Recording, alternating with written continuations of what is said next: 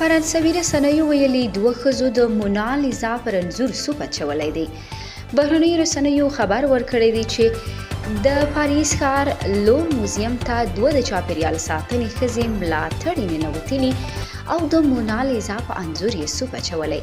د فرانسوي رسنیو دا راپور له مخې د لیونارډو دا وینسي د هنرمند مونالیزا د انځورګرۍ محافظتي شیشې باندې سوپ دوه د چاپیریال ساتنې ملاتړو لخوا په نښه شوی و. د چاپیریال ساتنې دغه ملاتړ سمدستي نیول شوي دي. دوی دا عمل د دوی د غوښتنې سره توجیه کړي ترڅو هغه څه ته وده ورکړي چې د صحي او دوامداره خوړو حق نومیږي. په فرانسوي رسنیو کې خپاره شوې ویډیوګانې ښایي چې دوه مېرمنې د لور موزیم کې د مونالیزا انځور ته نږدې شوي. له دغو دوه ښځو څخه یوه د دې خرابۍ په ترڅ کې وایي چې بل څه مهم دي، هنر یا د سالم او دوامدار رژیم حق. دغه اقدام په فرانسه کې له پراخو غبرګونونو سره مخ شوی او د لور موزیم هم اعلان کړی چې د چاپیریال ساتنې د ملاتړو پر ضد به شکایت ثبت کړي.